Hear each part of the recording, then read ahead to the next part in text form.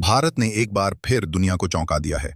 और इस बार वजह कोई मिसाइल या स्पेस मिशन नहीं, बल्कि एक ट्रेन है जिसने साउथ अमेरिका के एक पूरे देश को अपना दीवाना बना दिया है।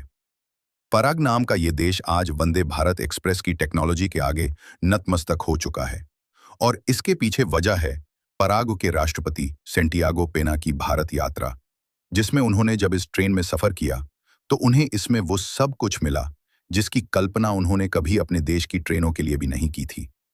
तेज रफ्तार, गजब की सुविधा और स्वदेशी तकनीक का ऐसा संगम देखकर उन्होंने भारत से तुरंत मांग कर दी कि उनके देश में भी वंदे भारत जैसी ट्रेन चाहिए।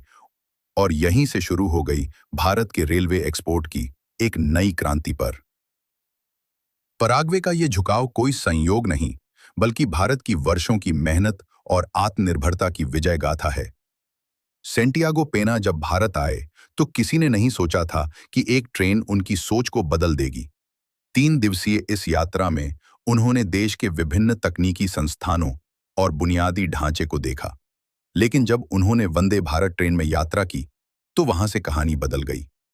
ट्रेन की रफ्तार, हर मोड़ पर संतुलन, उसका इलेक्ट्रिक ऑन ऑपरेशन और ऑटोमेटेड कंट्रोल ने राष्ट्रपति को हैरान कर दिया। उन्होंने साफ कहा कि पराग को भी ऐसे ही ट्रांसपोर्टेशन सिस्टम की जरूरत है और भारत इसके लिए आदर्श पार्टनर हो सकता है। अब सूत्रों की माने तो भारत और पराग के बीच वंदे भारत ट्रेन को लेकर बहुत उच्च स्तर पर बातचीत शुरू हो चुकी है और 2 मॉडल पर चर्चा हो रही है। पहला, डायरेक्ट एक्सपोर्ट, जिसमें भारत पराग को सीधे ट्रेनें निर्यात करेगा, और दूसरा है लाइसेंस्ड प्रोडक्शन, जिसमें पराग में भारतीय तकनीक के साथ ट्रेनें बनेंगी, लेकिन इसका तकनीकी अधिकार भारत के पास ही रहेगा। दोनों ही विकल्प भारत के लिए फायदेमंद है, क्योंकि या तो विदेशी मुद्रा आएगी या भारत की तकनीक का अंतर्राष्ट्रीय स्तर पर विस्तार होगा। वंदे भारत एक्सप्रेस कोई आम ट्रेन नहीं है। यह भारत की इंजीनियरिंग का शुद्ध भारतीय नमूना है, जिसे पूरी तरह ICEF चेन्नई यानी इंटीग्रल कोच फैक्ट्री में तैयार किया गया है। इसका डिजाइन, निर्माण और सॉफ्टवेयर सभी कुछ भारतीय दिमागों और हाथों की देन है।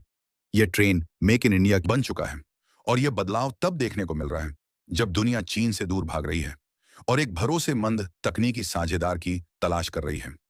यह डील अगर फाइनल होती है तो यह भारत के रेलवे सेक्टर का पहला बड़ा इंटरनेशनल ब्रेक थ्रू होगा और यह वंदे भारत को ग्लोबल ब्रांड बना देगा। अभी तक सिर्फ जापान की शकासिन, फ्रांस की TGV और जर्मनी की IC जैसी हाई स्पीड ट्रेनों को ग्लोबल पहचान मिली थी, लेकिन अब वंदे भारत भी उस लीग में शामिल होने की पूरी तैयारी कर चुकी है। इसकी सफलता भारत की छवि को केवल एक सॉफ्टवेयर राष्ट्र तक सीमित नहीं रखेगी, बल्कि उसे एक हाई टेक्नोलॉजी इंफ्रास्ट्रक्चर प्रोवाइडर के रूप में स्थापित करेगी। भारत में इस वक्त 50 से अधिक वंदे भारत रैक्स चल रहे हैं और हर एक को यात्रियों से जबरदस्त रिस्पांस मिला है। इन ट्रेनों ने दिल्ली, लखनऊ, चेन्नई, मुंबई, भोपाल जैसे प्रमुख शहरों को जोड़ते हुए ये साबित कर दिया है कि भारत अपने पैसेंजर ट्रांसपोर्ट को तकनीकी रूप से कितना ऊंचा उठा चुका है। इसी अनुभव और भरोसे के आधार पर पराग जैसे देश भारत से टेक्नोलॉजी की मांग कर रहे हैं, और यही बदलाव भारत को तकनीकी महाशक्ति बनने की ओर ले जा रहा है। अब बात करें संभावित रास्तों की, तो अगर भारत डायरेक्ट एक्सपोर्ट का विकल्प चुनता है तो उसे हर राय की कीमत के साथ साथ रख रखाव और ट्रेनिंग का भी एक्स्ट्रा चार्ज मिलेगा, जिससे भारत को मोटी विदेशी कमाई हो सकती है। वहीं अगर लाइसेंस्ड प्रोडक्शन होता है तो भारत को हर निर्माण पर तकनीकी फीस मिलेगी। साथ ही इसके जरिए पराग में भारत की तकनीकी मौजूदगी भी स्थायी रूप से बन जाएगी, जो भविष्य की और डील्स के लिए रास्ता खोल देगा। इससे भी ज्यादा अहम बात यह है कि वंदे भारत अब सिर्फ एक ट्रेन नहीं रही, यह भारत के आत्मनिर्भर अभियान की अंतर्राष्ट्रीय पहचान बन गई है। इसके साथ भारत के पास अब एक ऐसा ब्रांड है जिसे वह अलग अलग देशों को दिखा सकता है और कह सकता है कि भारत केवल ऐप्स नहीं बनाता, वह रफ्तार भी बनाता है। भारत केवल सॉफ्टवेयर नहीं भेजता, वह हार्डवेयर भी एक्सपोर्ट करता है, और वंदे भारत इसका सबसे चमकता हुआ उदाहरण है। भारत की टेक्नोलॉजी को लेकर हाल के वर्षों में वैश्विक रुझान तेजी से बदला है। ब्राह्मोस मिसाइल का फिलीपींस को एक्सपोर्ट हो चुका है। T-90 टैंक की तकनीक को लेकर कई देशों ने भारत से संपर्क किया है, और अब वंदे भारत ट्रेन इस लिस्ट में शामिल होकर भारत की रणनीतिक और तकनीकी क्षमता को अगले स्तर पर ले जाने वाली है। और यह सब कुछ उस वक्त हो रहा है जब पश्चिमी देश भारत को एक न्यू ट्रस्टेड टेक्नोलॉजी पार्टनर के रूप में देख रहे हैं। और जब पराग की पटरियों पर वंदे भारत एक्सप्रेस दौड़ेगी तो यह केवल एक तकनीकी सौदा नहीं होगा, यह भारत के आत्मनिर्भर सपने की दुनिया के सामने पेश की गई असलियत होगी। एक ऐसी ट्रेन जो अपने देश से निकली और पूरी दुनिया को भारत की रफ्तार का एहसास करा गई। भारत की वंदे भारत ट्रेन का एक्सपोर्ट सिर्फ एक तकनीकी या कारोबारी घटना नहीं है।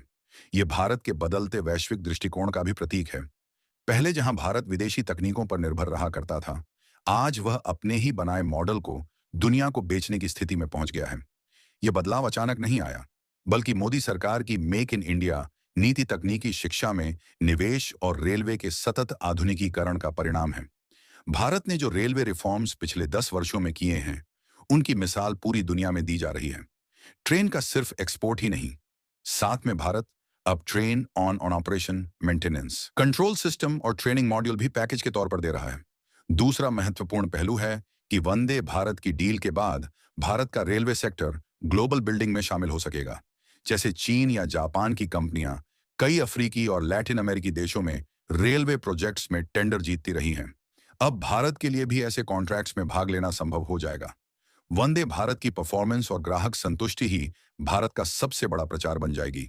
साथ ही वंदे भारत की सफलता अन्य तकनीकी उत्पादों जैसे semi high speed cargo train, smart coaches और रेलवे से जुड़ी इंडस्ट्रियल टेक्नोलॉजी को भी विश्व बाजार में उतारने की राह खोल देगी। पराग्व के साथ यह संभावित डील भारत के लिए रणनीतिक रूप से भी अत्यंत महत्वपूर्ण है। साउथ अमेरिका में भारत की मौजूदगी अब तक बहुत सीमित रही है, लेकिन अब वह पराग्व को एक टेक्नोलॉजी और इंफ्रास्ट्रक्चर पार्टनर के रूप में सामने रखकर पूरे लैटिन अमेरिकी क्षेत्र में प्रवेश कर सकता है। यह चीन की बेल्ट एंड रोड जैसी रणनीति का वैकल्पिक मॉडल साबित हो सकता है, जहां भारत बिना आरण जाल और राजनीतिक हस्तक्षेप के सिर्फ टेक्नोलॉजी ऑफ ट्रेड पर फोकस करेगा। पराग्व के जरिए अर्जेंटीना, उरुग्वे, ब्राजील जैसे देशों के साथ भी ऐसे ही प्रस्ताव आने की पूरी संभावना है। एक और रोचक बात यह है कि वंदे भारत ट्रेन पूरी तरह से अपग्रेडेबल टेक्नोलॉजी पर आधारित है। इसका मतलब है कि यदि किसी देश की आवश्यकता अनुसार इसमें कुछ फीचर्स जोड़ने या घटाने हों, तो वह आसानी से किया जा सकता है। यह मॉड्यूलर डिजाइन ही वंदे भारत को वैश्विक स्तर पर प्रतिस्पर्धी बनाता है। भारत के पास पहले से ही कुछ ऐसे कस्टमाइजेबल मॉडल तैयार हैं जो अलग अलग भौगोलिक और जलवायु परिस्थितियों के हिसाब से ट्यून किए जा सकते हैं। यही लचीलापन इसे शशिन या टीजीवी जैसी ट्रेनों से अलग करता है, जो बहुत ज्यादा खर्चीली और कठोर तकनीक पर आधारित है। अंततः यह एक्सपोर्ट भारत की अर्थव्यवस्था के लिए भी एक महत्वपूर्ण आय स्रोत बनेगा। हम भी, क्योंकि आज हम कहते थे कश्मीर से कन्याकुमारी, पर आज वाकई कश्मीर से कन्याकुमारी आज एक एक लय में आज हम देखेंगे आज, क्योंकि आज वो सही में आज एक हो चुके हैं। भारतीय रेल ने इसमें एक बहुत महत्वपूर्ण योगदान देते हुए दोनों को आज यदि हर साल सिर्फ 5 से 6 रैक भी निर्यात करता है, तो इससे हजारों करोड़ रुपए की विदेशी मुद्रा देश में आएगी। साथ ही रेलवे मैन्युफैक्चरिंग सेक्टर में लाखों लोगों को रोजगार मिलेगा। छोटी कंपनियां जो पुर्जे बनाती हैं, उन्हें अंतर्राष्ट्रीय ओर मिलने लगेंगे और देश के टियर 2 और टियर 3 शहरों में औद्योगिक विकास तेज होगा। वंदे भारत का यह सफर केवल पटरियों पर नहीं, बल्कि अर्थव्यवस्था, रोजगार, कूटनीति और टेक्नोलॉजी, इन चारों पटरियों पर एक साथ दौड़ रहा।